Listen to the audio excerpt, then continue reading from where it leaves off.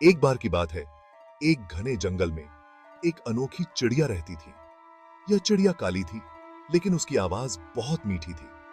जब भी वह गाती थी, सोने के दाने बरसाती थी। सोचो, सारे जानवर उसे देखकर कितने खुश होते होंगे।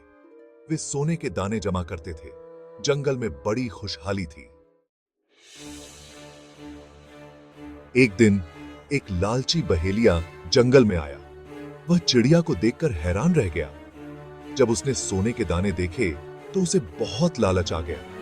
उसने एक जाल बिछाया और बेचारी चिड़िया उसमें फंस गई। बहेलिया बहुत खुश हुआ। वह चिड़िया को लेकर शहर चला गया।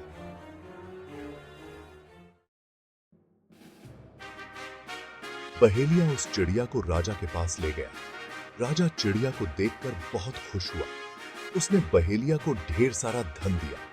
राजा ने चिड़िया को एक सुनहरा पिंजरा दिया। वह रोज चिड़िया का गाना सुनता था और उसे ढेर सारा सोना मिलता था। लेकिन राजा बहुत लालची था। वह और सोना चाहता था। एक दिन रानी ने चिड़िया को उदास देखा। उसने राजा से पूछा, यह चिड़िया इतनी उदास क्यों है?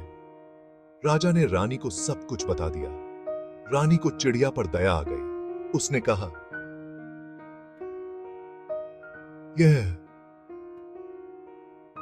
यह चिड़िया तो आजाद रहने के लिए बनी है। इसे कैद करके रखना गलत है। रानी ने राजा को समझाया। राजा को अपनी गलती का एहसास हुआ।